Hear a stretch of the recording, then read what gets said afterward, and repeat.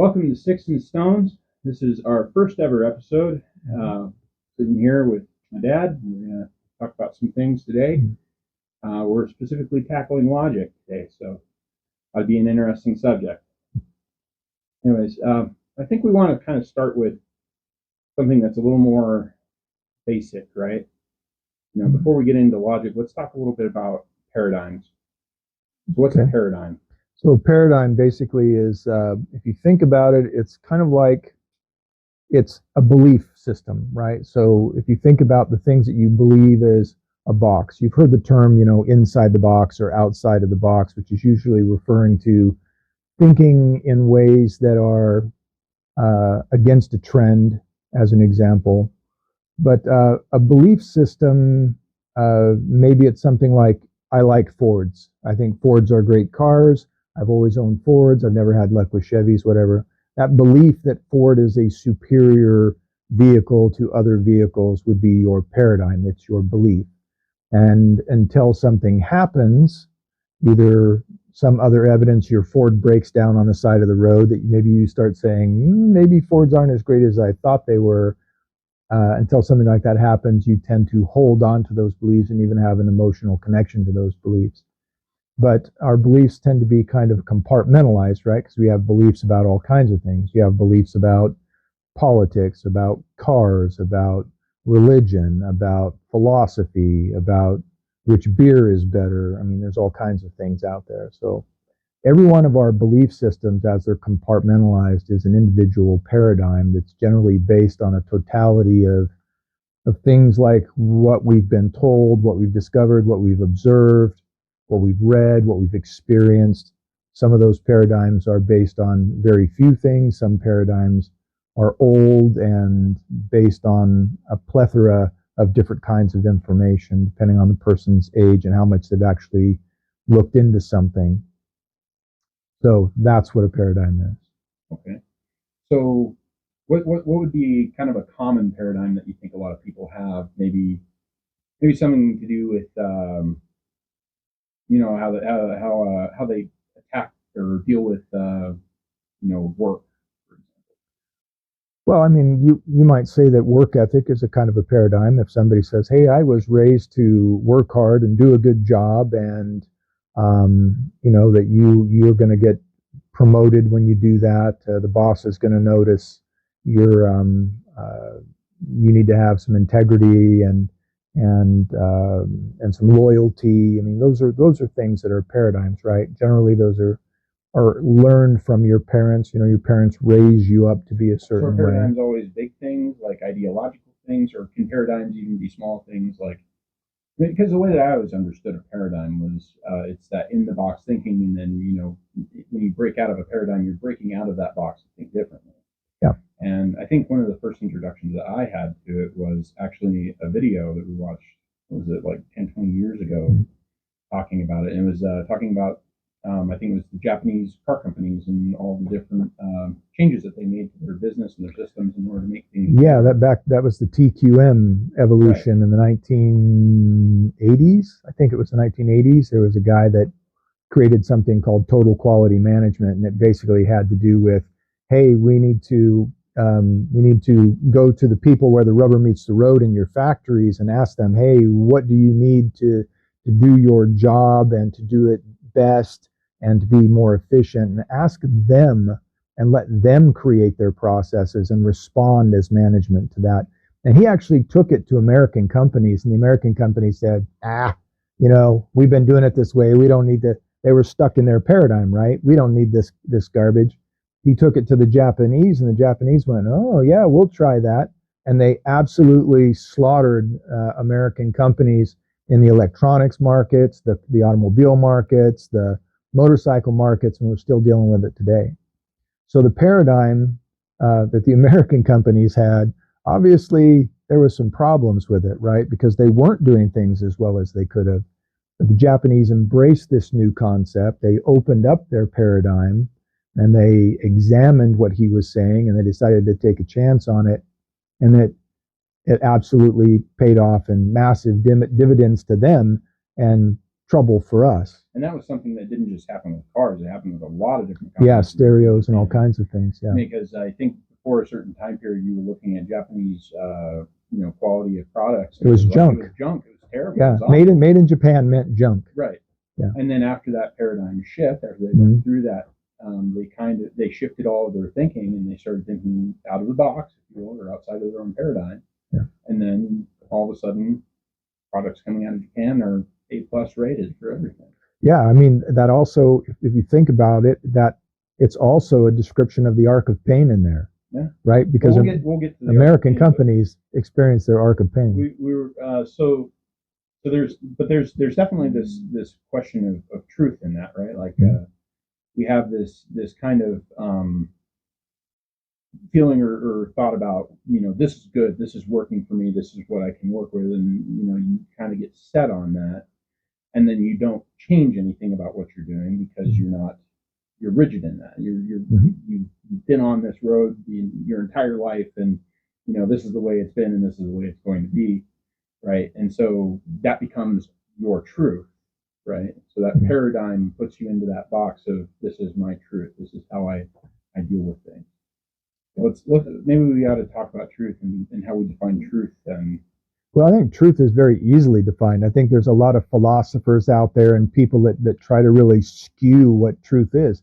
In a nutshell, truth is reality, period. End of story. It's not this philosophical pie in the sky vagary that people try to say that it is. It's facts. It's reality. Okay. So, if you jump off a cliff, you will go splat at the bottom. That is truth. There's no two realities. There's no two realities. You can believe all you want that you won't go splat, but when you take that step, you're going to go splat. So there, I guess that's where a lot of logic and thinking kind of goes awry, right? Because people believe, I painted this, and it's a very common meme, the 6 or the 9 on the ground. One guy says it's a 6, the other guy says it's a 9. But there is a truth to that thing, right? I think this has been rehashed about 100 million times on the internet. And basically what it comes down to is there's a lot of people that say there is no 6 or 9, it's just a symbol on the ground, and it doesn't mean anything. And then there's people say, no, it does have definitive meaning, and it means this because whoever put it there meant something. Right. And I think that the other side of that is that truth sometimes requires context. Right? So you talk about the 6 or the 9. Okay, well, what's the orientation? If one guy's standing on one side of it and one guy's standing on the other side of it, then it's a 6 to him and a 9 to him, but it doesn't mean the symbol changed shape. Right, and it doesn't mean that the meaning of the symbol changed either. Yeah, what's the application of the 6 or the 9? Is it part of an equation? Is there a 5 next to it? Because that will give you the orientation of whether or not it's a 6 or a 9. Was it written on a tree? Or was it upside down? Yeah, exactly. So those are things that you have to think about, context and truth as well. So truth requires context. Truth requires sure it does reality. Because obviously, if you have something, like if I have two things, right? I guess that's where I break it down to, is like I have two objects. If I put those two objects together, I have two objects. I didn't suddenly gain a third object somewhere. I mean, I might take those two parts and if it's two pieces of Play-Doh and put them together, look, I got one thing of Play-Doh, but that's taking two things and still adding them together, and the additive mass of the Play-Doh is still true, right? You still have something. Reality didn't change in that. Physics didn't change to accommodate my view of the world. Right. And that same thing, I've struggled with that before in terms of mathematics and things, because proofs can be very difficult in math when you're trying to suss out exactly what a proof, what proof of what number is. You have to go through the entire logic of this begat that, begot that, begot that, before you finally arrive at a conclusion. Yeah, truth is what it is. It doesn't care what you think. Yeah. It just is what it is, right? You can think a rock is something other than a rock, but it's always going to be a rock. Or you can think, like in your example, it's a cliff, and if I jump off of it, there's a magical land below. And the guy who believes there's a magical land below, that he's going to land on soft pillows, is going to be rudely awakened by the fact that the ground came up. Or permanently put to sleep, as the case may be. So I guess the point there is, that there is an arc of pain in that, right? There is an arc of pain in that. And so essentially, the arc of pain is what a person experiences when their paradigm is not grounded in reality. All right, it's inevitable. a lot of people get really spun up about the way other people think. And I always say, you know what, it really doesn't matter, because eventually they're going to experience their arc of pain, and their paradigm is going to get corrected. Reality has a way of correcting broken paradigms. So, we're talking about TQM before. I like to use the analogy of let's say that you're a company and you make metal toy trucks for kids, right? And you've been making them for years and there hasn't been any issues. And all of a sudden, one of your workers comes to you and says, I noticed that the dump truck thing on this, if a little kid got his finger in there and pushed down on it, he could get his finger cut off. I think we need to do something about that. And the company goes, we've been making these trucks for years and we've never had any kind of a problem. Shut up and go back to work. And then later on that year, a little kid gets his finger chopped off by the dump truck toy, gets sued for $10 million. Now the company is experiencing their arc of pain, because the reality was, yes, a child could get his finger chopped off. Right. You ignored that.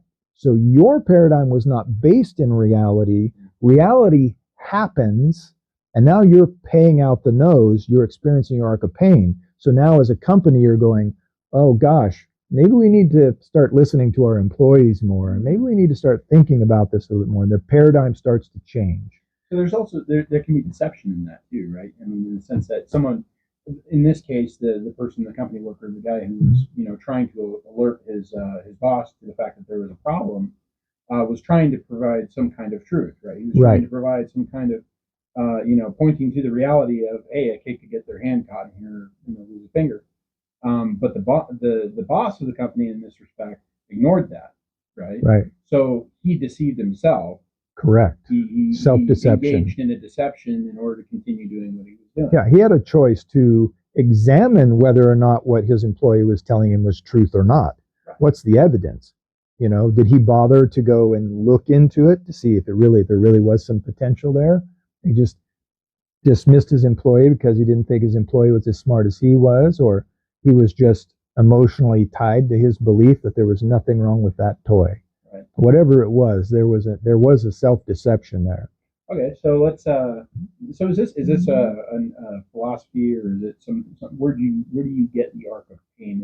Is that something you coined, or no? So there's a book called Boyd, and it's about a man named John Boyd. John Boyd was a fighter pilot. He started in the Army, ended up in the Air Force. He flew Sabre jets. He didn't actually get to fly in the war, but he was kind of one of the early people of the Top Gun program. In fact, as John Boyd wrote the very first air-to-air combat manual. There was none before. They would just kind of go up there and fly around and figure it out. And he was exceptional at it. But he eventually he became a lieutenant colonel. He ended up at the Pentagon. And was in the process of trying to develop new fighter jets, but he was up against this bureaucracy of military generals and bureaucrats and stuff, and then of course the military contractors that were all trying to get as much money as they could in pitching their products, and he was seeing that they were building planes that were overweight. They had a bunch of garbage on them that they didn't need. They cost too much money. And he's like, why is this happening? And then he tries to illuminate them on, hey, we don't need to spend this much money. It doesn't need to be that heavy. This is the design we should use. This is how we could apply it. And he had to fight him tooth and nail to really be able to accomplish what he needed to. There was so much pushback. And that got him thinking, like, what is wrong with these people? Like, why is it that people can't just look at a situation logically and break it down and see all the parts and go, oh yeah, okay, I get that. Yeah, we should do that. So that started him on this arc of studying human learning. And he spent 10 or 12 years studying, just on the side, studying the way humans learn. Like, how do we learn the way we learn? Why? Where do our belief systems come from? So he was the one that really drilled down into the whole concept of paradigms and coined the term arc of pain, and started to actually take that information to companies, would start to hire him and bring him in to explain the concept so that they could teach their people to think outside the box, right? To be open to truths. Yeah. And so that's kind of where that all started. But he took the same concepts and he applied them to military doctrine when it came to war plans. And he actually created the battle plan for Desert Storm. And Rumsfeld, wanted to hear his briefing, and the briefing was 6 hours long. And Rumsfeld sent some lackey to John Boyd and said, Rumsfeld really wants to hear your briefing, but can you get it down to a half an hour? And Boyd tells him, it's 6 hours. If he wants to hear it, you tell him he needs to be prepared to sit for 6 hours or I'm not doing it. And Rumsfeld did. He came in and he listened to him for 6 hours. He was so impressed with the battle plan. He took it to Schwarzkopf and Powell. Neither one of them wanted to do it. And he told them, you will do it or I will find someone who will. Basically, do it or I'll fire you and replace you. And so they were forced to put John Boyd's battle plan into action, and it worked beautifully. And if you know the history of Desert Storm, we just swept across Iraq like a firestorm. So he was absolutely right. And so if you might say that his battle plan during Desert Storm was the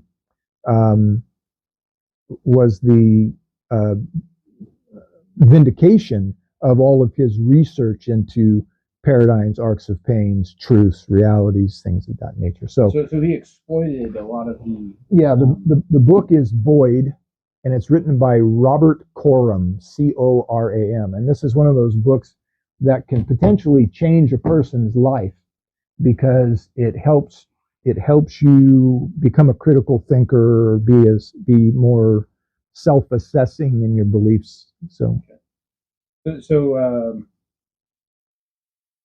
in this case, it sounds like he exploited a lot of the logical processes that we tend to fail in, that we get caught in these loops or these logical failures, in thinking that basically cost us. Well, they're not logical. Dividends later down the road. Yeah, they're not always logical, right? Because you have to ask yourself, where does a paradigm come from, right? So is it something like maybe you went to in his case, maybe he had some general that went to West Point, and West Point taught X, Y, and Z, and so he learned it and he thought that was truth, like everybody else that goes to West Point. And maybe there's some flaw in the X, Y, and Z, right? There's some flaw. Maybe it's not all flawed, but there's some critical ones or some small ones that add up. And maybe that's where all of this messed up thinking was coming from in the Pentagon when he was trying to explain things to these generals and just coming up against a wall. And I think the other side of it was emotional ego. I'm a general. How dare you tell me how things are? I know how things are, right? They don't want to hear it. You were telling me about this book a little while ago, and you said that he also developed something called the OODA loop. What was that? Yeah, OODA loop it's a warfare term. Well, it's not just used in warfare, but it's also used, I guess you could say, in corporate warfare, corporate competition. So it's observation, orientation, decision, and action. And the idea is that you take in information around you, you see where your position is in relationship to things, and then you make decisions about what you're going to do, and then you do it. And if you're doing that faster than your competition is, then you're going to beat your competition, whether it's in military warfare or if it's in the corporate world. So the same kind of concepts where the OODA loop was created, he was giving briefings to different kinds of companies. He was giving them to different militaries. The Marines loved him. He was an Air Force colonel, but the Marines just they adopted him, you might say. The Air Force never really accepted John Boyd. He was kind of rejected by them. But when he died, it was full of Marines. His funeral was. Air Force guys are pretty elitist. Yeah, but the Marines showed up because he had saved a lot of Marines' lives with that battle plan.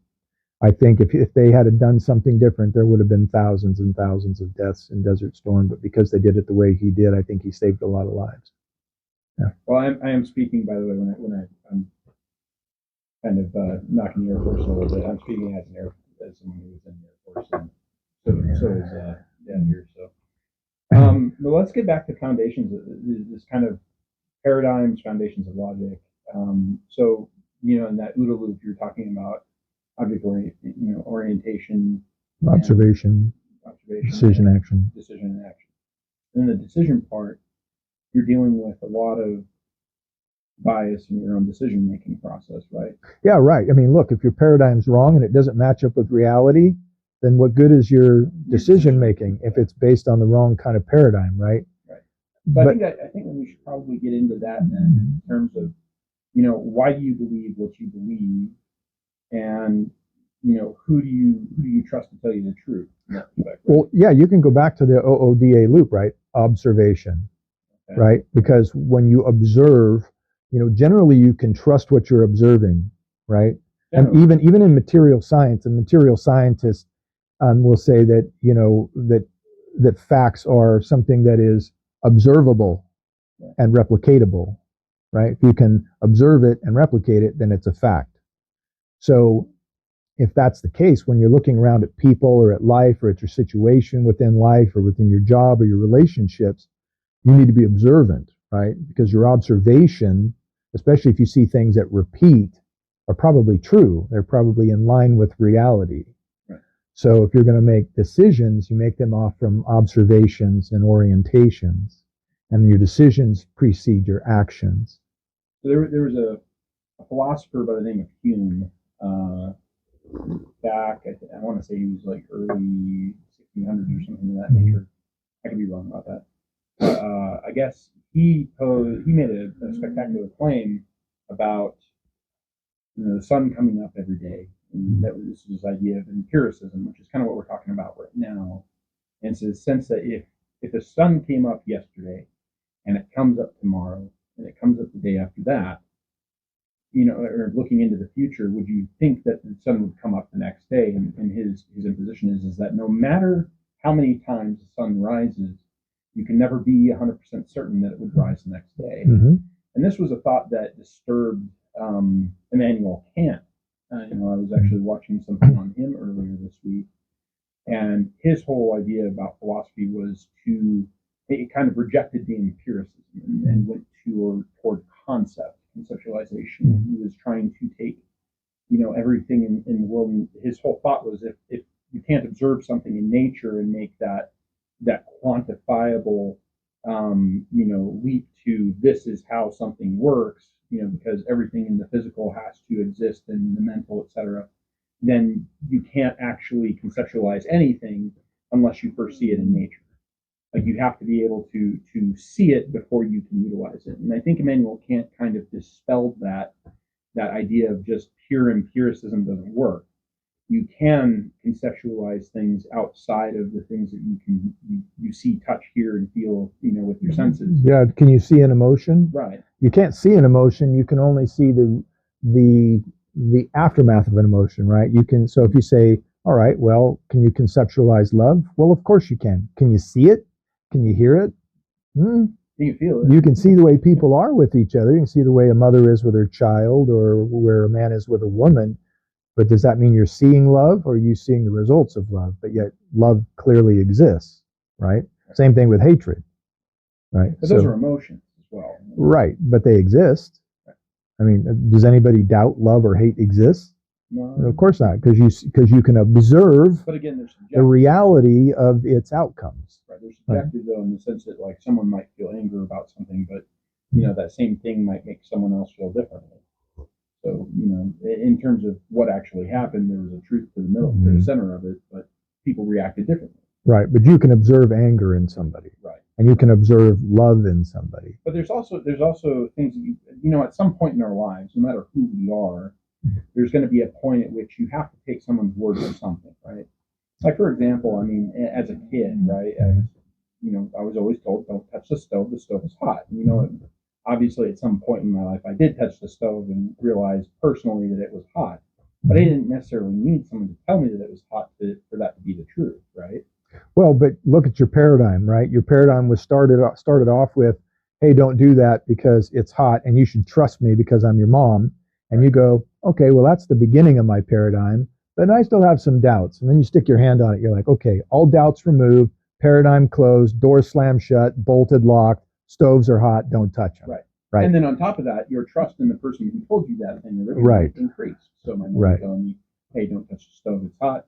Now I have an increased trust for my mom because she told me something that I now found out for myself is true. But she could be wrong about something else. Right. Right. But where stoves are concerned, she's probably an authority. So challenging. Yeah. So trust should be trusted. It's that whole trust but verify thing, right? Like. Yeah, I think paradigms can begin with trust, right? Like if somebody tells you something, you're like, that guy's a pretty honest guy. I've never known him to lie, and he says he saw a Bigfoot. Maybe there is a Bigfoot because, gosh, he's an honest guy and he never lied. I don't know. Maybe he saw something else and he thought it was Bigfoot, but he saw something, right? So, I mean, you can look at things like that. People can be wrong. They can be sincere in what they're telling you and still be wrong. And you might trust somebody and they can still be wrong. Or they could even have an ulterior motive and lie to you for whatever reason. Sure. So when betray your trust. Sure. So when somebody tells you something, that should not be the beginning and the end of your paradigm. So and so said he saw Bigfoot. Bigfoot exists. Door shut. Bolted. Locked. That's kind of a problem that we have in society. It is. I think there's a lot of people that are just basically taking something that someone said. Yep. And they're saying, that's it, that's the truth, and that's what I'm going to run with from now on, and I'm not going to believe anyone else. And it's lazy. It's lazy. It's extremely lazy. And it's dangerous because you don't know if what you believe jives with reality or not. And here's the thing is that reality is the piano falling from the 10-story window. Right? So if your paradigm doesn't jive with reality, it could end in a very serious thing. So here's an example like, hey, you know what? I'm a great driver. I can drive 100 miles an hour all day long. Well, what happens if your paradigm about your driving skill and how fast you think you can drive doesn't jive with reality, and then you end up what? Crippled up for the rest of your life and maybe killing somebody else, right?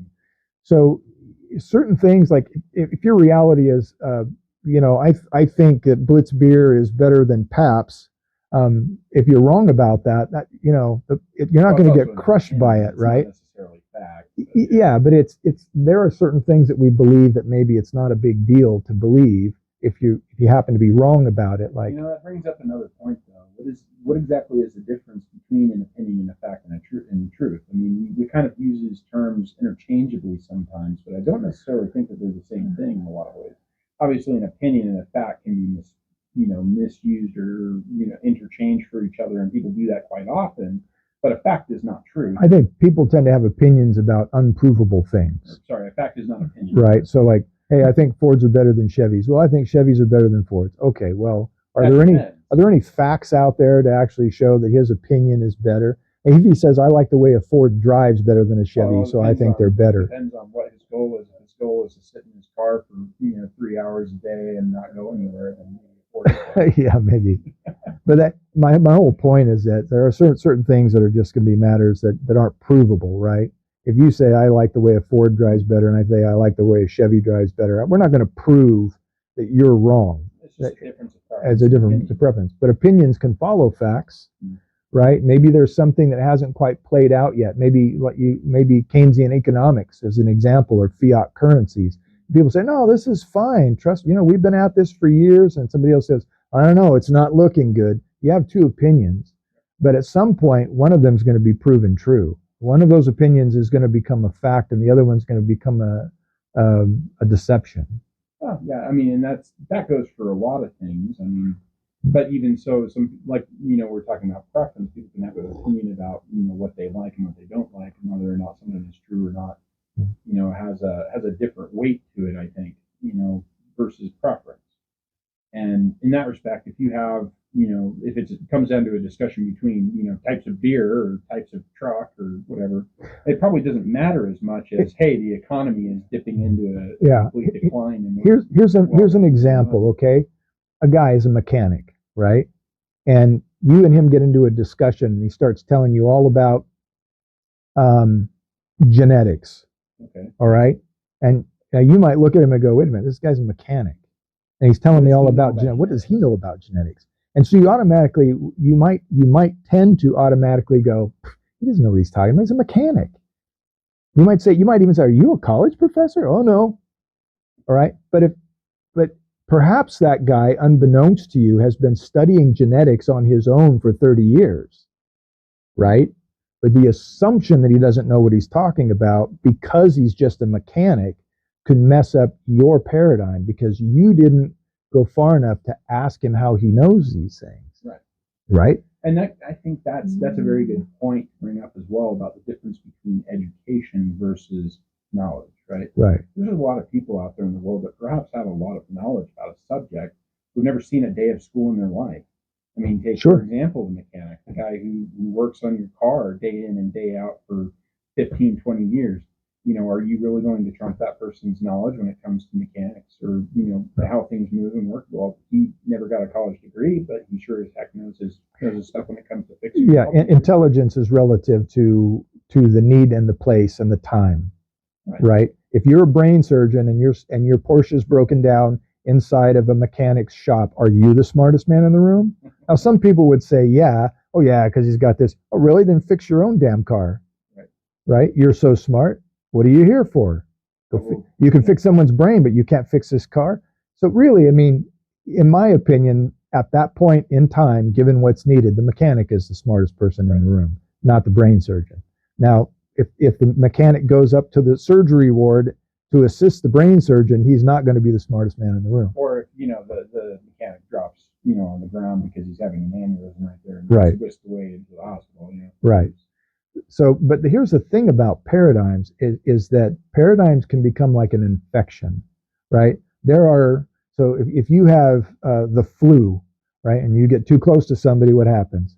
They get the flu. Right. And then they go off and they give the flu to somebody else. That same thing can happen with paradigms. If somebody has a paradigm that is not based on reality, and they convince somebody else that their belief is based in truth, and they absorb it and take it to heart, and then they pass it on. The next thing you know, you've got an ocean of people. Communism is a perfect example of that.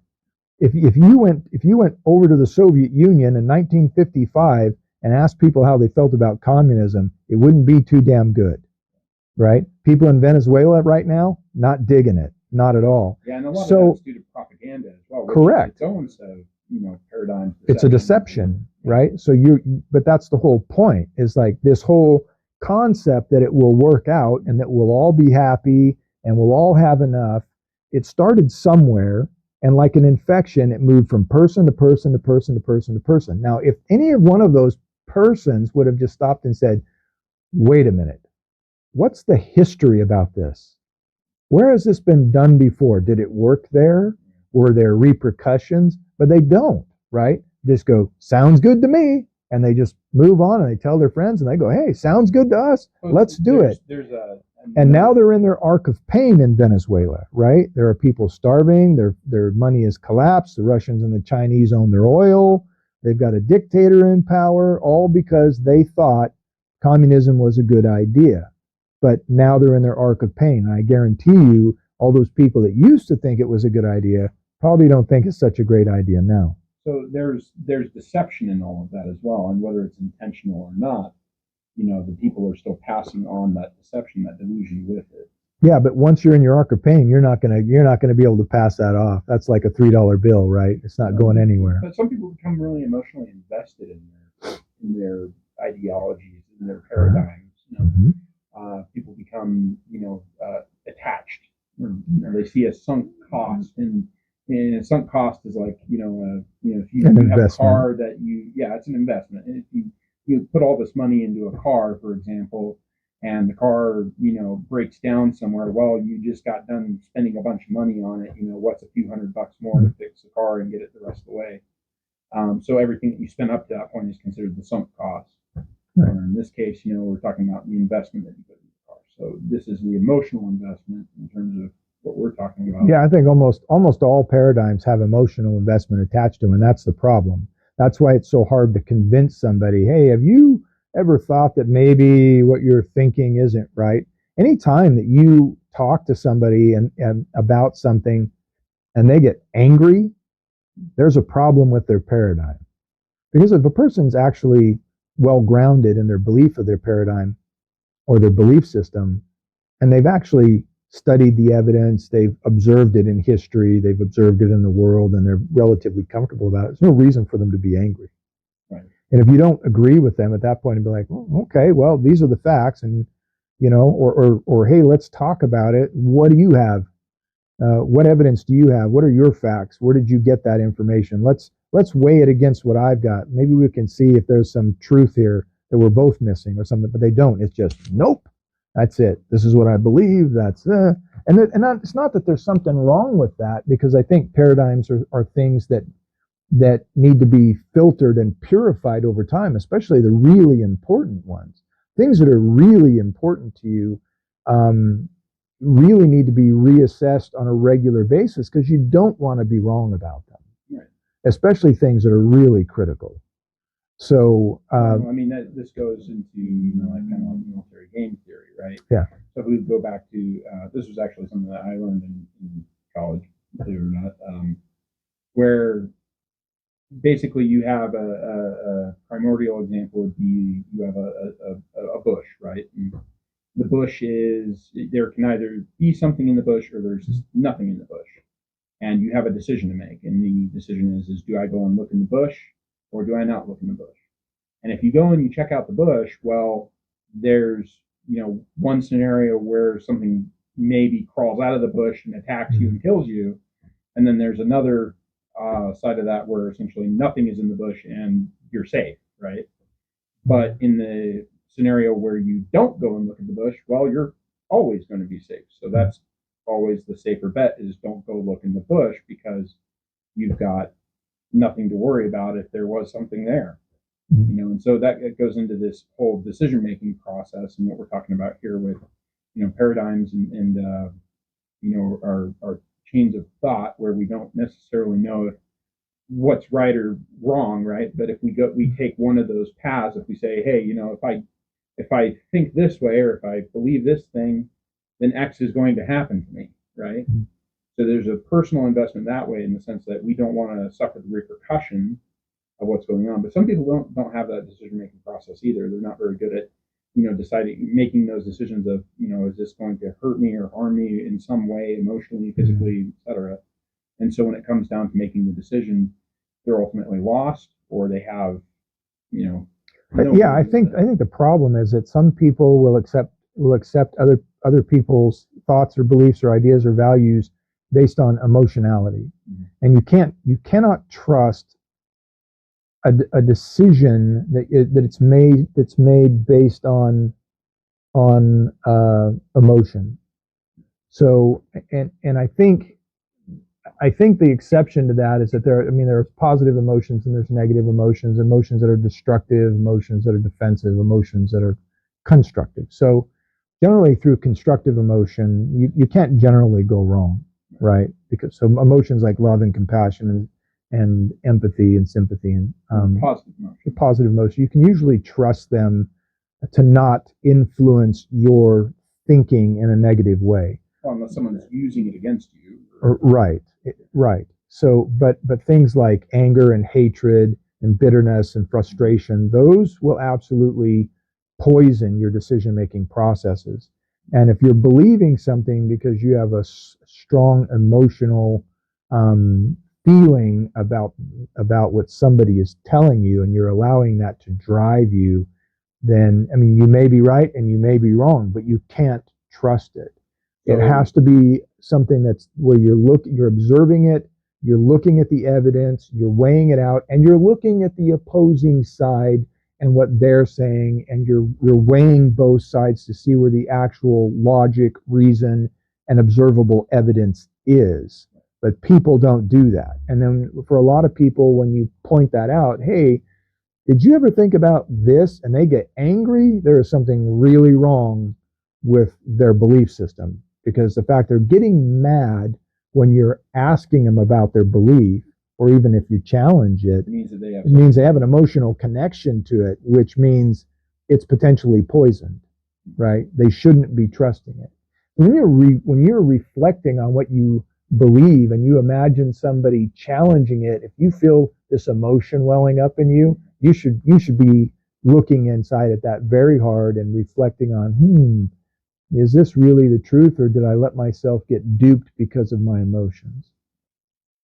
So I mean, we all have our own biases as well. I mean, even people who have worked through these things for years, and that, in terms of trying to figure out, what is right, what's wrong, et cetera, we're really trying to look at things objectively, look at things through the lens of reason and logic, and not necessarily through emotion.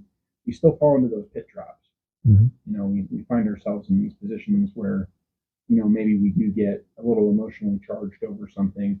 But I mean, so that's where our bias lies, right? Sure. That's where we end up finding ourselves in some position of trying to impose on other people, hey, that's not right, this is right. Or labeling people. Or labeling. Yeah. Slapping labels on other people. It's like, you don't know them. You don't know anything about them, or you think because they believe this, then they're also this way and that way. You don't know that.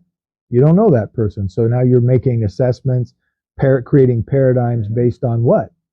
Right? Your emotional tie to your own personal belief. I mean, that's pretty screwed up. Right. So if you're really angry about something or really spun up about something, that's when you really have to set back and reflect and say, do I actually have a right to be angry about that? Or can I really trust what I'm thinking when I'm upset? Because your emotion will drive your thinking. It will drive it. Is it ever okay to be angry? Sure. I think there's things it's worth being angry about. But I think that people are angry about everything. Mm-hmm. And they're angry about things they don't have control over. They're angry about things that they don't need to be angry about. Or petty things. Yeah. Yeah, absolutely. So, yeah, I mean, the best kind of belief and value system is based off from reason, observation, and evidence.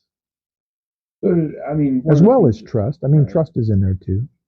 One of the things that I see a lot of, in my day to day, and just seeing how people react. I mean, and that's kind of where we're getting here with this conversation, is that you don't really have control over the physics of reality, right?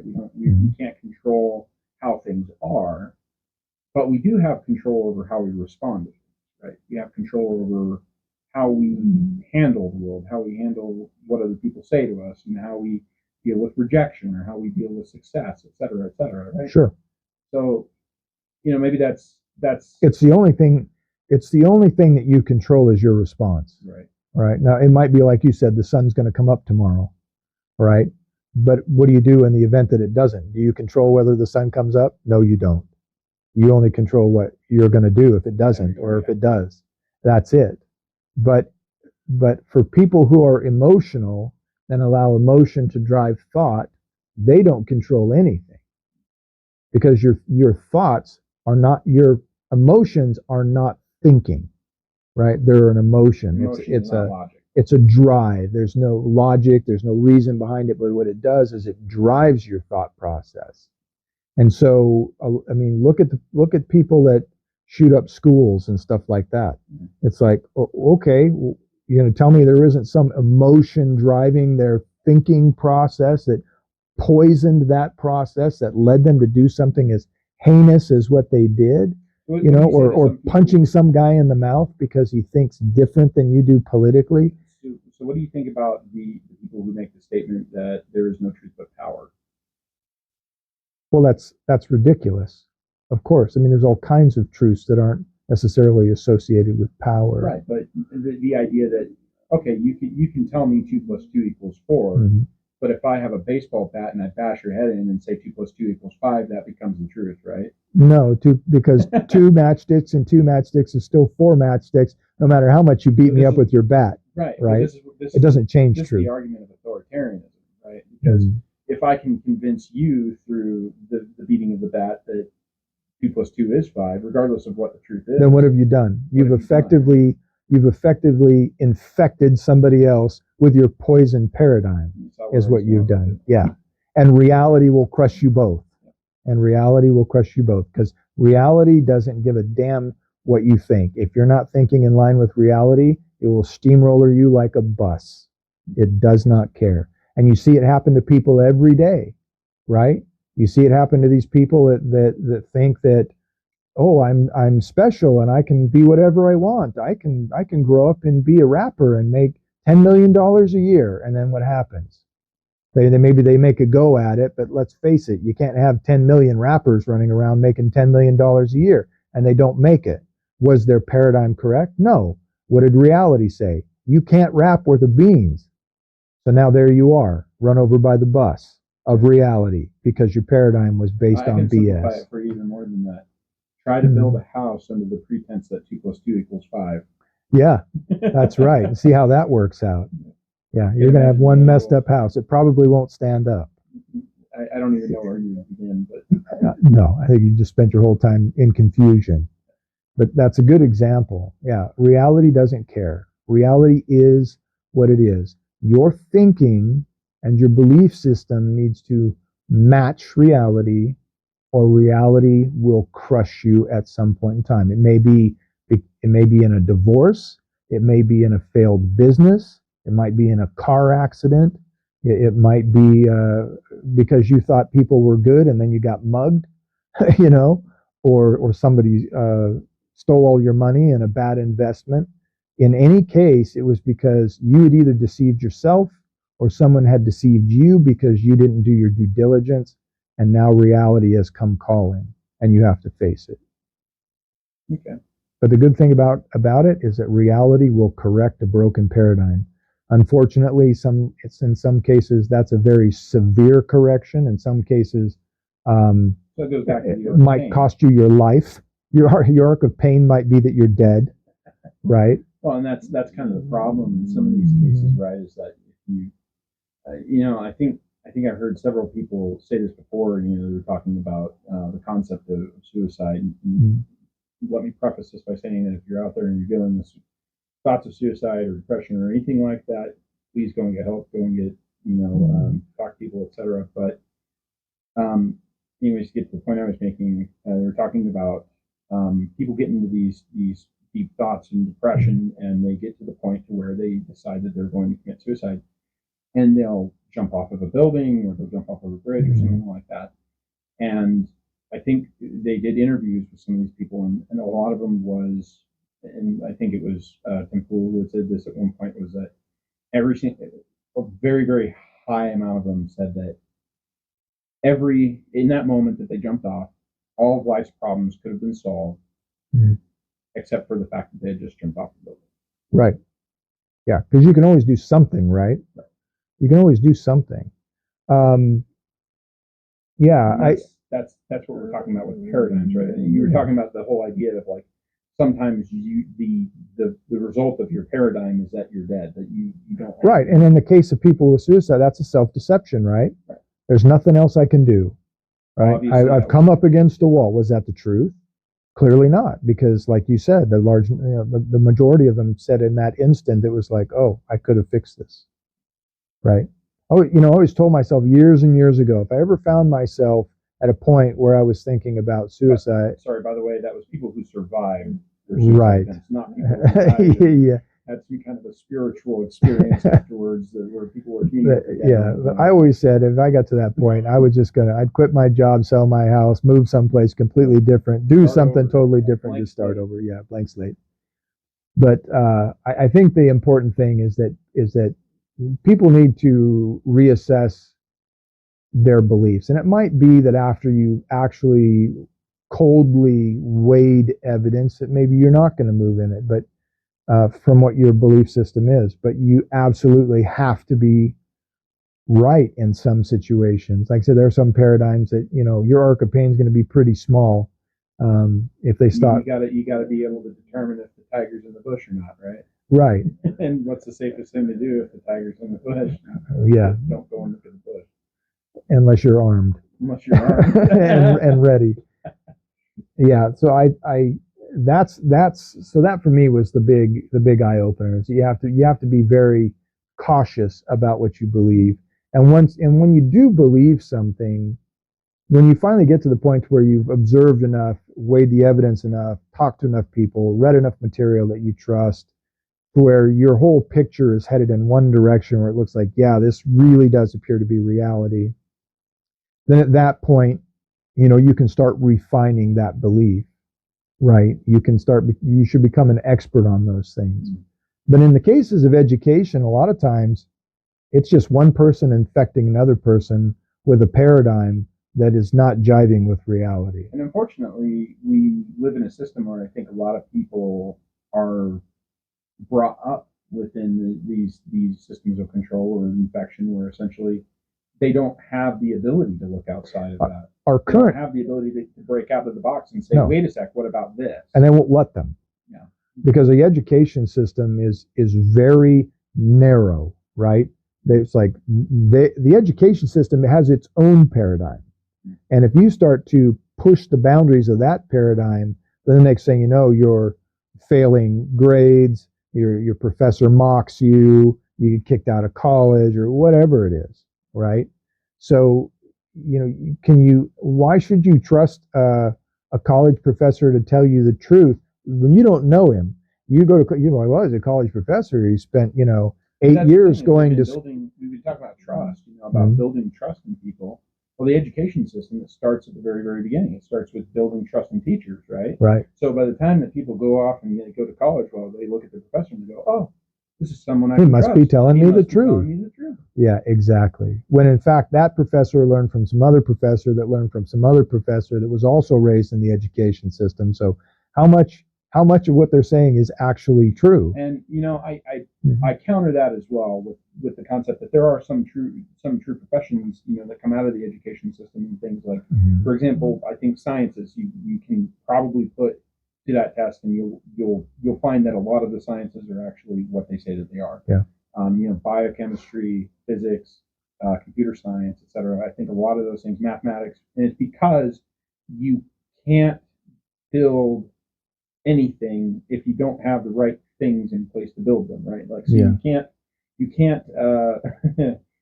you can't build a network if you don't know how to build networks, right? If your entire computer science class is basically a lesson in how you're a white supremacist or something like that nature, then you're not going to get anything out of that class. You're literally not going to have any kind of performance to show at the end of it. And maybe that's where we're heading. I don't know if maybe the sciences are going to end up getting to that point where essentially, like, people don't go to school to learn anything anymore, and it's all indoctrination.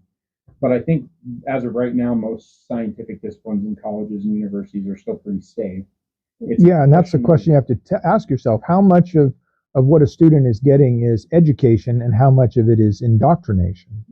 Right? Because how much of it is the passing on of bad paradigms? Sure. Like, all right, well, who wrote the history? Right. All right. Is the history accurate? Well, and even that you're reading, or we're still finding bad paradigms in science. Yeah, I mean, for how long did we think that we lived in an eternal universe? I mean, how long did that go on? Oh, well, the universe has been here forever. And the Until smartest guy. Stephen Hawking came. No, through. it wasn't Hawking, but even the smartest man on planet Earth, or at least who we thought Albert Einstein, even he said the universe was eternal and had always been here. And then Hubble found redshift, which definitively limited the age of the universe to not in excess of 13 billion years, proved it to Albert Einstein. Pink, there goes the paradigm. Yeah. Now, everything that they believed about the eternal universe went straight out the window. We were talking about Ötzi, the guy, they call him the Iceman, the guy they found in Switzerland. He was frozen in the ice. He had a copper adze on him, and they went, oh, well, it's got a copper adze on him, so he can't be older than 2,000 years old, because everybody knows that's when the Copper Age in Europe started. And then they go carbon date the guy, and they're like, oh, he's 5,000 years old. Yeah, we can talk about carbon dating and ages and things like that. So we know now their belief, their paradigm about the Copper Age was off 3,000 years, and now they had to correct it because reality came calling. They were wrong in their assessment. They were wrong in their weighing of the evidence, or biased or something. But I think even radiocarbon dating has its own paradigms that are broken. But that said, but the problem is when you're facing the evidence and somebody shows it to you and you go, right. nah, I'm going to just stick with what I got here. That's a problem. It's like when someone has proof and they're pushing it in their face, going, look at the proof. And, no, I don't want to see it. I don't want to see it. Mm-hmm. Unfortunately, It's all there's a too lot of common. that. Yeah, there is a lot of that.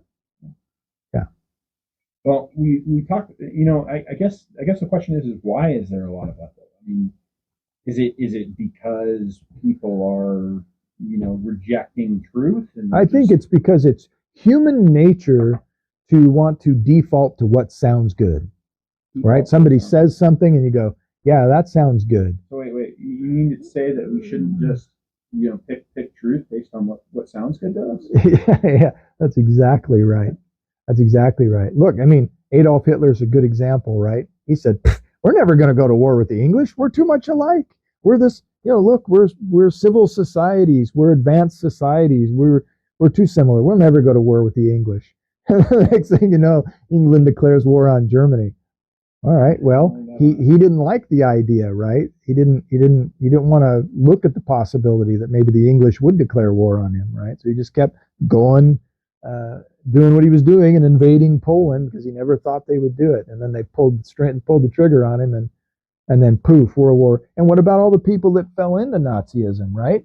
Because Nazism was a paradigm, that was a belief system and a value system that he was able to sell to everybody. And then look where it ended up. Massive world war, millions of people dead, millions of Jews slaughtered. I guess that's a great point too. Is what do you do if you're caught inside of a paradigm where it seems like if you try and break it, that's going to be the end for you.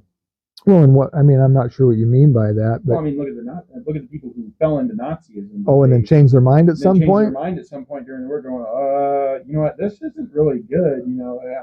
But you can make decisions at that point, right? Like, maybe, if the Nazis don't catch you. Like maybe you say, I'm not going to go shoot any Jewish people, right? They might say, okay, well, you're going to the front. Okay, send me to the front. I'm not killing Jewish people. Right? I mean, you can still make decisions within that period. Maybe they hate you. Maybe they think you're weak. Or maybe they kill you. But my point is that when it comes to that point, well, now you can't leave the paradigm because you're stuck inside of Nazi Germany.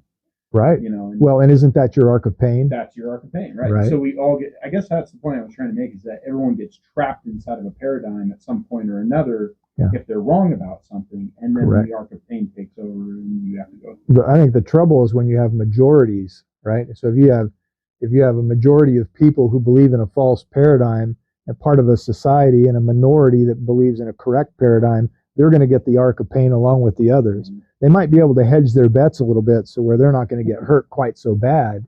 But why do I feel like this is an ad for preparation? Yeah, maybe for being a prepper.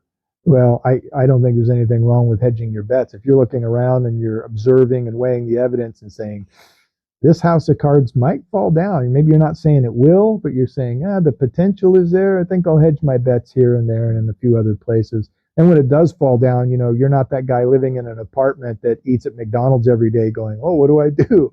The food stopped coming. The food stopped coming. McDonald's shut down. The dollar isn't worth anything anymore. What do I do? My hope is that, if something like that happens, if, you do have people who are in need or can't fend for themselves, that sort of thing, or didn't prepare, but they're good people, and, that people will reach out and they'll help each other. Yeah, but that's a perfect example. I mean, if the dollar collapses, that's our arc of pain. Right. If there gets to be food shortages and gas shortages and people are paying $10 a gallon for gas, that's an arc of pain. At that point, people need to wake the hell up and start scratching their head and saying, okay, how did this happen? How did I get here? The problem is, I think the rest of the world has been going through the United States' arc of pain for a long time. Yeah, to some degree, but it's kind of a worldwide issue. That's true. It's all about your point of view. And when I say that's true, I mean, I believe that's true. Yeah. Yeah. After my own refinement of paradigms. But what are you observing, right? You see chaos in France, you see chaos in Germany and Italy and Greece, Britain. Yeah, you see riots everywhere, you see protests everywhere, and it's always over the same stuff, right? It's the legislative powers are doing something that the people don't like. So what is it that you would say is probably the biggest obstacle to someone letting go of their paradigm? I think it's emotion. Is it emotion? I absolutely do. I think of a person, because look, I mean, if you don't have an emotional attachment to a paradigm, then why wouldn't you reassess it? Yeah. Right? I mean, I've actually experimented with this where I thought. What about the people who say just, well, I'm right and you're not? You know, I'd say, well, you better hope you are, the because narcissist. I'd say you better hope you are, because reality doesn't care what you think. Right. Right? But that's We'll the ego, find out right? soon. We'll find out soon enough. But that's the ego. That is the ego. That's the id. That's the part of the person that says, you know, I'm right about this. So, I mean, do we? But the ego just generates emotion. That's all it does. It just generates emotion, generally negative emotion, because I don't think the ego actually generates positive emotion at all. Let's rewind a little bit. So, what exactly is the ego? Because everyone kind of has their own idea, I think, of what an ego is or what an id is. People overcomplicate the definition by far. It's the most simple definition for ego is it is the drive of wanting and not wanting. So it's like this. In a primitive state, you need water, so you want water, right? You get thirsty, I want water, I got to go find it. It drives you to go look for it. I get hungry, I got to go find food. It drives you to find food.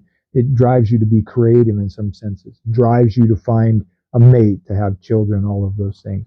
But it produces the emotion, and the emotion drives your thinking, which drives you to do those things. The trouble is that in modern society, where you have water readily and food readily and housing readily, that switch doesn't shut off. And so you continue to want.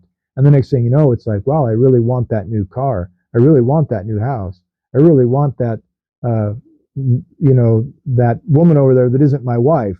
I want this, I want that. And then, I'm getting a pay cut. I don't want that, right?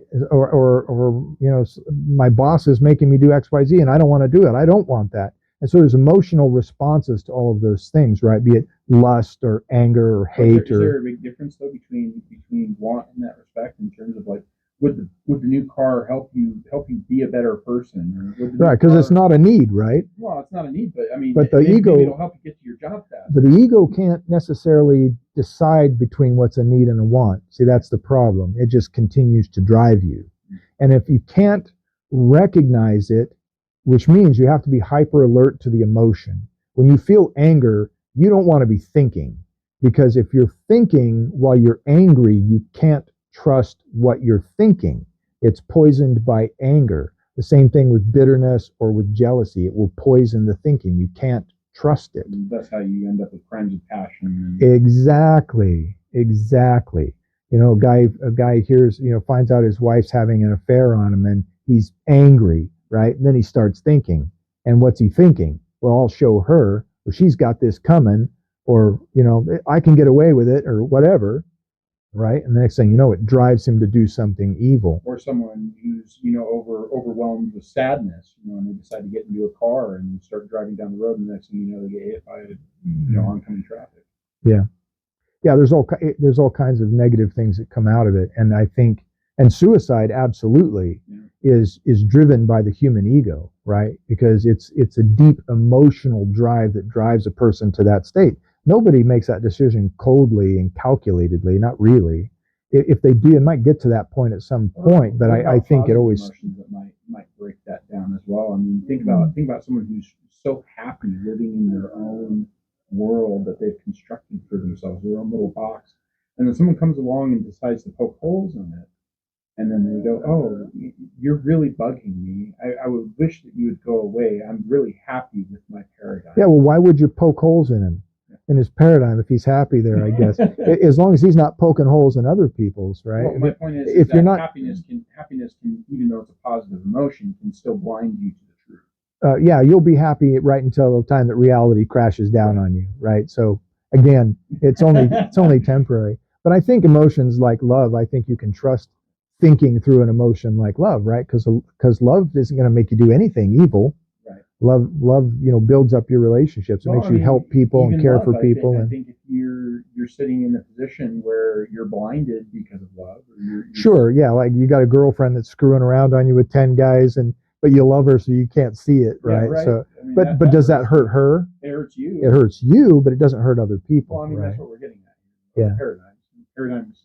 I think no matter what the emotion is, I think the idea is the difference between logic and emotion. We're talking about, trying to split that up and look at things from a logical perspective, not from an emotional perspective. If you're looking at things through the emotional lens, you're disregarding some logic in that. Right? You can, yeah. You may be. You may be. Maybe not always. You just have to be very guarded about thinking when you're having a negative feelings. You cannot you cannot let it drive you because it can destroy you, and it can also cause you to build paradigms that are based on BS, and then those will poison you. So, pure logic is the safest assessment, right? If you look at evidence and observation and histories and you weigh all of these things and they collectively say, hey, this looks like this is the truth about this thing, and you can trust that. But if part of you says, oh, but I hate that freaking guy. I don't want to believe that he's a good guy. I don't like him. And so your emotion starts impeding your ability to weigh the evidence, right? Because it says, no, don't look here.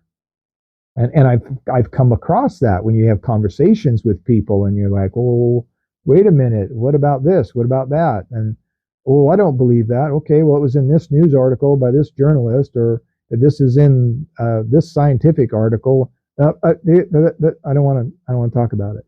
Right? So there's an emotional barrier there that's keeping them from listening to anything that you're saying, and so that's a problem right off the bat.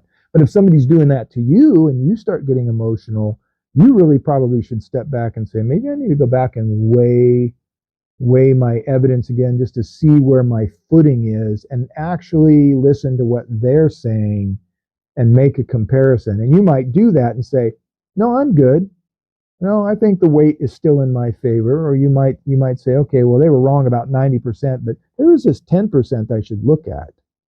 All right. And that could create a shift in your paradigm to some degree and strengthen it at some point.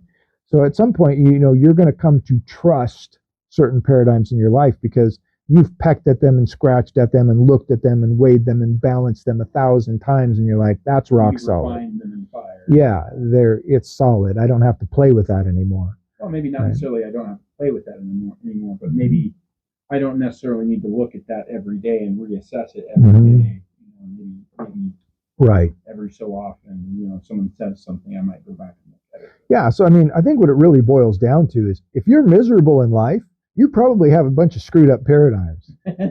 Seriously, if you keep getting stomped on by reality, if things aren't shaken out the way that you think they're supposed to over and over and over and over again, or if you find that you're really angry and bitter all the time about everything, you probably have some messed up paradigms. Well, you need to do some reflection. That decision-making process, right? Like, adapting and overcoming, we want to, as far as human beings are concerned, we always try and find the better way to deal with a problem, right? In terms of, that's how we're supposed to. Yeah, look, we all want to be happy, right? And so what does that mean? For human beings, that's things like security, right? I need to make sure I'm secure in my food supply, my water supply. I need to be secure in my home, in my job, or whether or not I have enough money. I need to be secure in my relationships and in the way that I see the world. And if you have a habit of never weighing the evidence or observation and just going with whatever your feelings are about things, probably not going to be a very happy person because you're just going to be constantly stepped on by reality. Your paradigms are just going to keep coming up against it, bang, bang, bang, bang, all the time. And you find that you're bitter and unhappy. So it's time to step back and reassess what you believe and why you believe it. So let's look at two different examples then. Let's consider someone who forms a paradigm that's based on logic, right, and someone who forms a paradigm that's based completely on emotion. When we have these two people and we're thinking about reality in this terms of being trying to gain success, because that's really what we're talking about when it comes to the world. We're talking about are you successful at getting a job? Are you successful in terms of you're finding a family, or I tend to think success is weighed more in terms of are you happy? Are you happy? Right. So you can be happy and be wrong. Well, you can be happy and not have a job. So, right. Or some people have jobs that don't pay very much, but they're perfectly happy in them. By this example, sorry about that. We had to take just a few moments so that I could use the bathroom. I'm drinking all this tea. Oh my! Use the bathroom, yeah. I'm 56, so there. Well, I guess you have an excuse. I do. Anyways, we were talking about an example two people, like if you had one person who is all of his paradigms are built based in logic, your defines and all that, and then someone else who builds all of their paradigms based on emotion, and how they would tackle an issue like trying to go and get a job. And so the first person, if his first move would be to go and maybe build up a resume, go and maybe do a part-time job for a little while, get some experience, and then he'll go for the job that he wants, or he'll go to college, and so and maybe he fails, at a few of these things. Maybe he doesn't get the job for the experience that he wants, or he has to take. But he's got a realistic approach. Right. He has a realistic approach, and he changes his paradigm. That didn't work out this time. Reassess. What went wrong? Why? How do I fix it? Okay. Rebuild. And so, is that person going to be the person that ends up getting the job in the end, or is the person who maybe, looks at the situation and goes,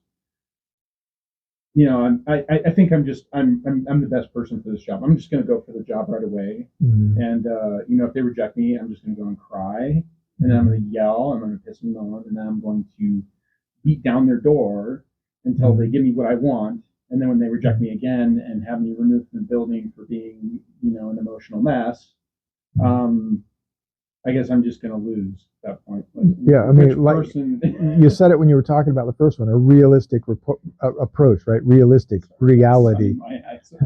Realistic reality, right? It's based in reality. That's what it means to be realistic. It's based in reality. Even a person with an emotional paradigm can be right sometimes. Right. Because half the time, maybe even. So that emotional guy might have went in there, and maybe somebody just liked the way he looked and the way he talked and said, "Yeah, we'll hire you." Right. And so or maybe the entire world is going through a really, really bad hiring problem, and they can't get anyone, and so it's like, "Oh, you're a warm body. Come in through the front door." Yeah. So it doesn't matter if you're emotional. We'll deal with it. Yeah. Sometimes even an emotional belief can be right.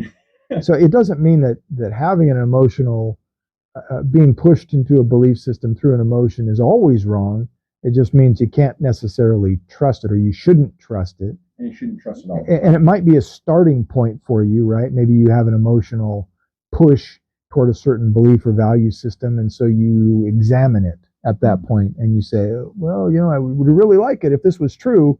And so you start looking. Maybe your bias kind of, makes you want to study evidence a little more on the side that you favor, which could send you wrong, right? But it doesn't mean you can't start there.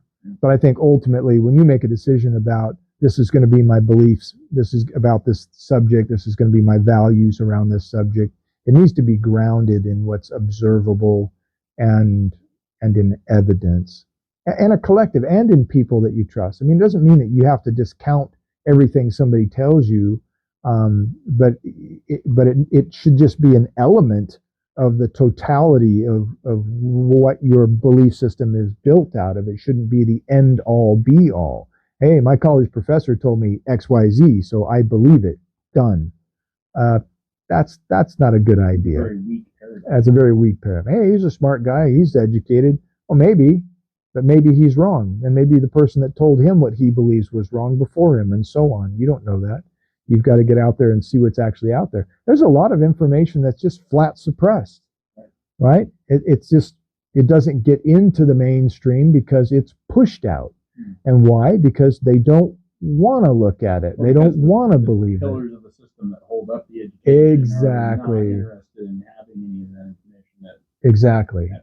Exactly. But that doesn't mean the information doesn't exist, and it doesn't mean the information that isn't part of that mainstream concept is inaccurate. I was having this conversation yesterday with someone about books, and it's interesting because it's almost like books in terms of publication and how many of them there are out there and that sort of thing. They're becoming, when a book is destroyed, or when it inevitably gets put into a box somewhere and moths eat it, etc. It's like that, it becomes lost because there's only so many of them printed. Someone might have had, for example, like someone might have had some remarkable truth in one book, right? And if, let's say that there was only so many of those books printed, and a lot of them are destroyed, or lost because the people who read it didn't like it. And then the next thing you know, there's one copy left sitting in someone's attic, and the moth eats that last page, and all of a sudden that truth is lost to time. Well, in the book of Ecclesiastes, there's nothing new under the sun, right? So if one man thought of it, some other man will think of it later. I look at how many books there are in the world, and how many of them, you know, have been lost to history just from age. I mean, just from the fact that we can't preserve everything, you know, and time inevitably destroys all things. So it's that problem of, you know, how much lost knowledge is there out there, and at what point is it going to be that, you know, we lose that last page out of some book that's going to be enormously important to our foundation of understanding for some huge discipline. Yeah.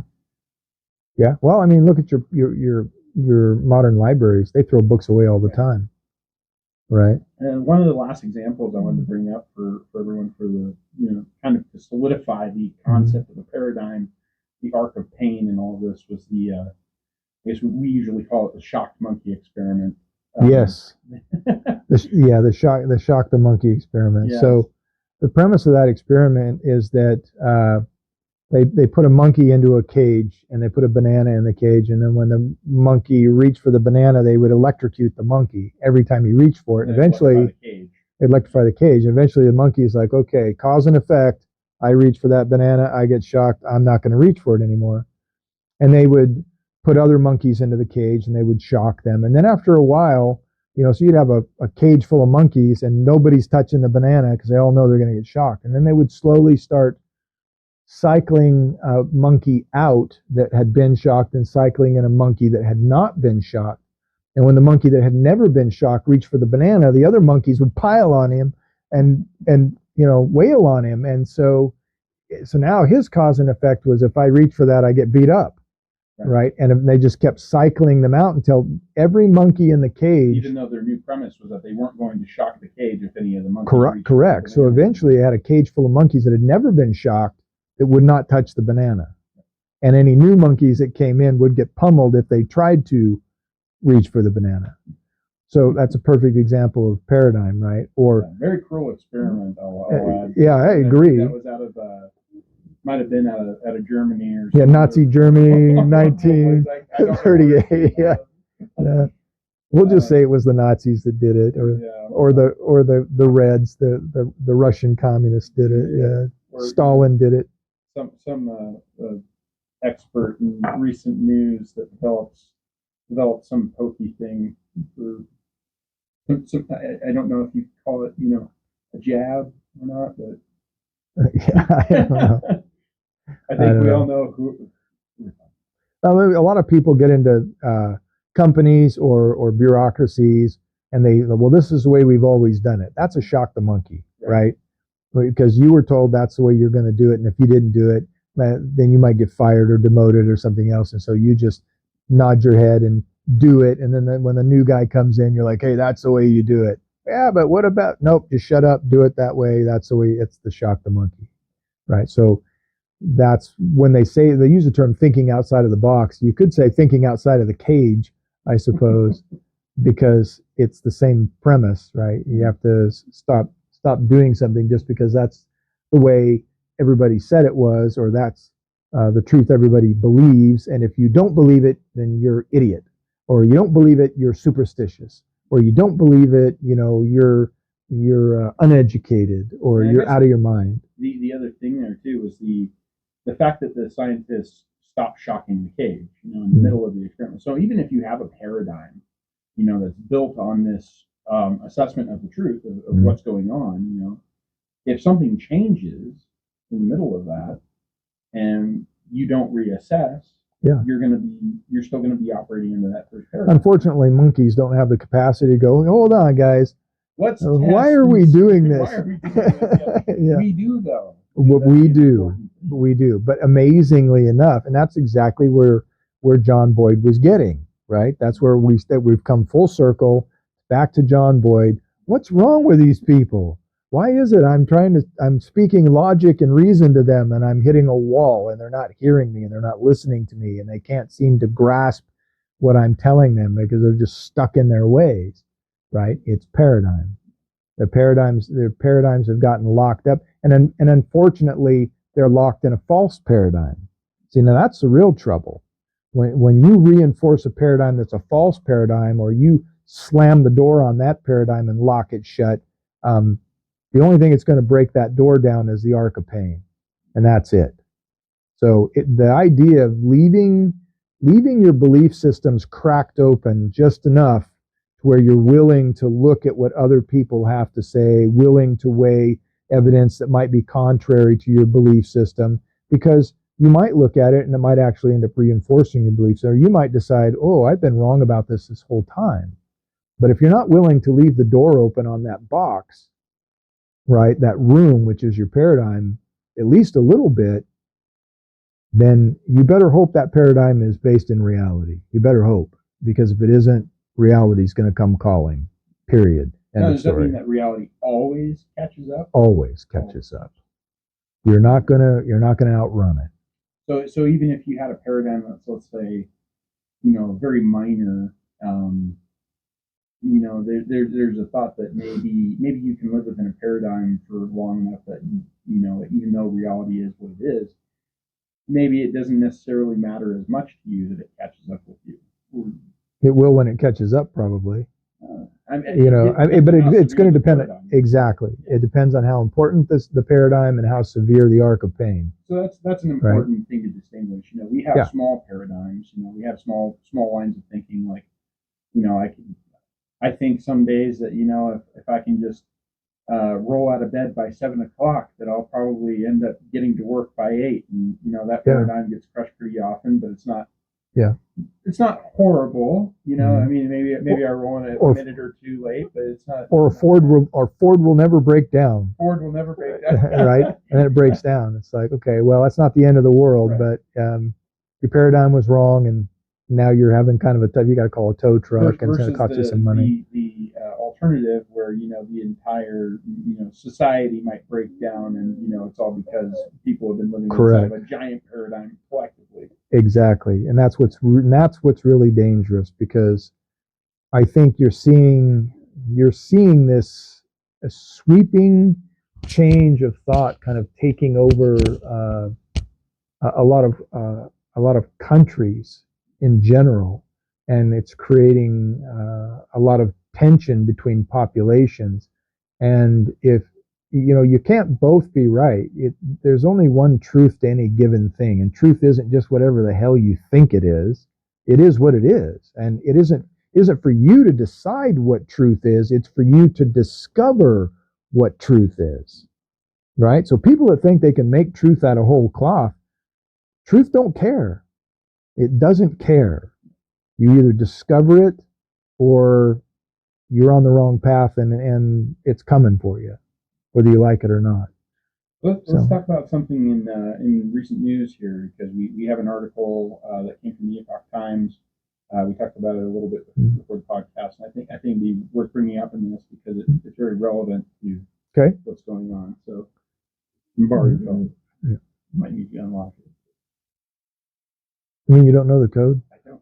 I've only shown you like 100 times. No. You just don't remember what it is. No. There you go. I think you might have changed it on me at some point or another. All right. So the article is, "They're being manipulated and damaged. Author breaks down transgender ideology's impact on children."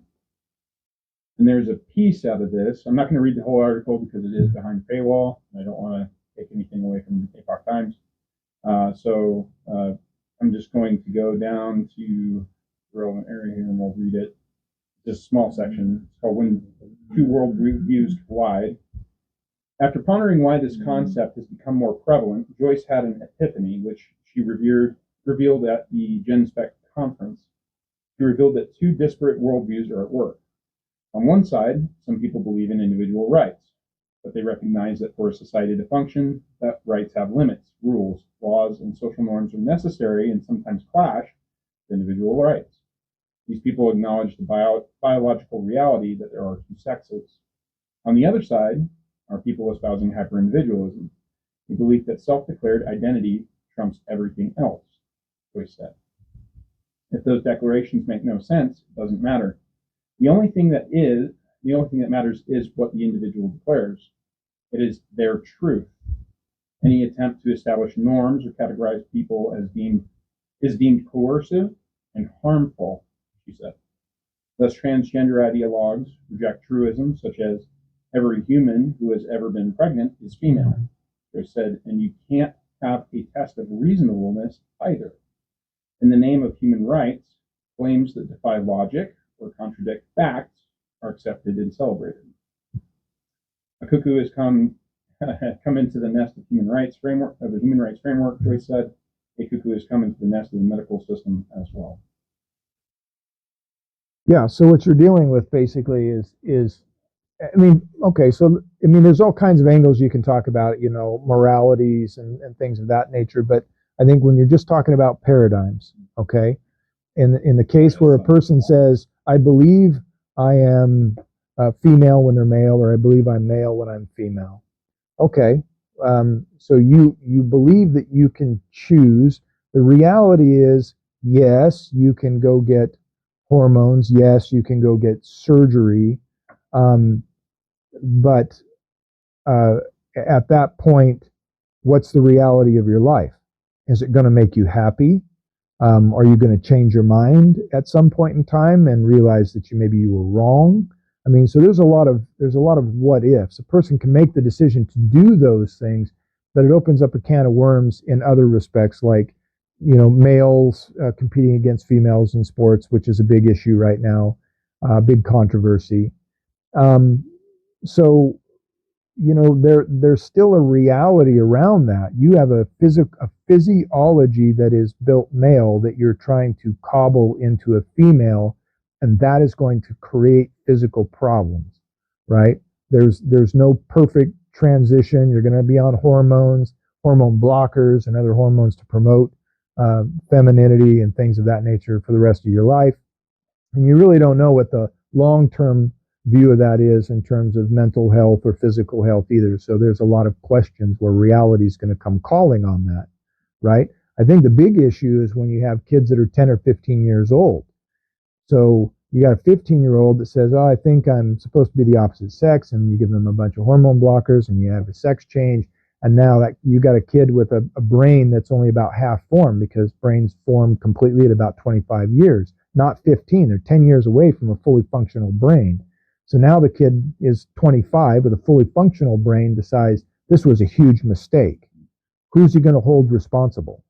Who led him down that path that made him make that decision when he shouldn't have been making the decision because he didn't have a fully functioning brain, right? We don't let 15-year-olds buy guns, right? We don't let them vote. So why would you be wanting to have them make a life-changing, irreversible decision before the brain is fully formed? From the lens of paradigms, right? Now you have a 15-year-old who's created a paradigm because the people around him told him to trust them about this particular thing, right? Mm-hmm. And so he builds a paradigm based on trust and doesn't vet the information for himself, doesn't go and research it for himself. And then ends up what? At the end of that, if he all of a sudden, I mean, what we're talking about at some point when this person changes their mind is that arc of pain, right? Yeah. Because if you go through all of the horrible surgery, you go through all of the, and not to say that there aren't maybe people who are happy at the end of it, but yeah, we're not saying one way or another. We're not saying one way or another. I think that the reality is you're going to have physical problems. And probably mental problems too. So there's trauma. There's going to be trauma involved. But I think the more important thing is that you're taking somebody who doesn't have a fully functioning brain, who should not be making those kinds of decisions, which are permanent. I think we put people without fully functioning brains in government now. Right, most of them. But I think I don't think anybody should be making that kind of a decision until they're at least in their early 20s and their brain's mostly formed. And even at that point, they should be looking at it real long and hard of, hey, what am I in for if I pull the trigger on this, right? Because I can't turn it around. And there are many individuals out there who have done that before they were mature, came to full maturity, realized that they had made a mistake, and now they are completely screwed because there's no reversing it. Well, I think the other problem too is that we're literally walking people down a false paradigm, right? We're not starting in a place. Where's of the evidence? and logic. Where's the observation and where's the evidence that says UDA, right? What's that? UDA. Right. Where's our UDA loop? Where's the observe and orient decision action? Right. If your observation and your orientation is wrong, your action will be wrong. Right. So if the observation and the orientation in this case is that 90% of kids who are coming through school are trans, guess what? The decision to trans all the kids and the action to trans all the kids is going to end horribly. Correct. Yeah. And so I think that's what you have to think about is okay, whether you believe that a person can create that truth, that they may be a female trapped in a man's body or vice versa, even if you believe that they can generate that truth, the decision about doing something irreversible based on something which is conceptual is irreversible and it's tangible, right? So you should not be making that decision for anybody without a fully functioning brain. Now, once a person's, in their early 20s and they make that decision, then that's on them. But if you're doing that with a kid who's 10 or 15 years old, 20-year-olds and 25-year-olds who probably don't have fully functioning brains either, but that's just my experience. Yeah, and really this is the tail wagging the dog anyway, because what do they figure is like 0.01% of the population is actually they're trying to transgender. Make it 90%. Yeah, it's becoming a social issue more than it is an actual issue of biological. I guess that's where we really need to talk about this, is that, is this something that's based in reality? I mean, you were bringing that up a little bit just a second ago, where you're talking about. Well, what is the physical reality? Right. What is the physical reality? Is that you're biologically female or biologically male. Well, that's a physical reality. Is that there are biological females and that there are biological males, right? So now you're getting into. So you start with that observable physical reality that you can measure and see. That's known. You're physically one or the other. Then you can get into, okay, but the person thinks or believes that their mind is not, or their brain is not. Okay, so if that's the case, what's the cause? But nobody is saying, is there something wrong with the brain? Have you heard anybody say, hey, there's something wrong with the brain? I would think that if you think you're a woman and you're in a man's body, there's something wrong with the brain, right? Because the brain and the body are supposed to connect and to jive. So should you be trying to fix what's wrong up here before you start changing something irreversibly in the physical? Something wrong with society in general. Sure. Now, but if you can't escape the idea that you think that you're a woman and you're stuck in a man's body, and you want to take the risk of doing something irreversible, then I think that should be your option. You want to do that? Fine, go do that. This is America. Don't make other people pay for it. Right. That's on you. But ultimately, it's going to be your decision, and you're going to deal with the aftermath of it. So, do I think we should be holding people down and saying, "Hey, you can't do that"? No. And they're holding people down and saying, "You're going to be a girl." Yeah, that's The trouble is when you're a boy, and we're going to trans you to be a girl. The trouble is when you're dealing with teenagers who are in mental flux in a major way. Raging hormones, they don't know which end is up, and you're holding them by the hand and walking them down this path of telling them they're transgender and they need to start taking hormones and get sex changes. I just think that's just flat wrong, because they're trusting you to tell them the truth. And maybe you believe that you're right, but you're not letting it be their decision, because they aren't old enough to make that decision, and their brain isn't formed enough to make a mature decision about something that's irreversible like that. That's and the where issue. Most of these conversations happen. Well, it happened in the education system. That's what I think. What was it that we were saying about the education? Right. It's infected with broken paradigms. And it infects everything. And it affects other people. Yeah. That's correct. And but every once in a while, somebody comes out and says, "Yeah, that was a bad idea," right? And you can either listen to that person, and that person can influence your paradigm, or you can ignore that person, and you can go right down that same road and end up in the same spot. So, I guess the problem too is the end result, right? Like, I mean, are how many people who go through all of it are happy until the day that they die? with their decision. And I don't think that I don't think there's very many. high. I don't think there's very many from the research that I've seen. In fact, it's not good. There's a lot of people in those situations that commit suicide or have mental health problems, or that, if you're constantly underfoot, if you're constantly getting crushed in the world, that you should probably re-examine your paradigms, because your realities. You're not jiving with reality. Yeah. Reality is the thing crushing you. So obviously you've got something wrong. Yeah. If you're not happy in this world, there's something wrong with your perception of reality. It's not right. Well, I think we'll kind of wrap things up here with Sticks and Stones. Thank you all for watching. If you get the chance, definitely hit the like button if you're on YouTube. If you're in Rumble, hit that Rumble button. Just smash it into the ground. Be sure to like and follow, and we're going to have more episodes. In fact, is the next episode that we're going to tackle. I think we're going to talk about philosophy, kind of some of the origins of thought, where it comes to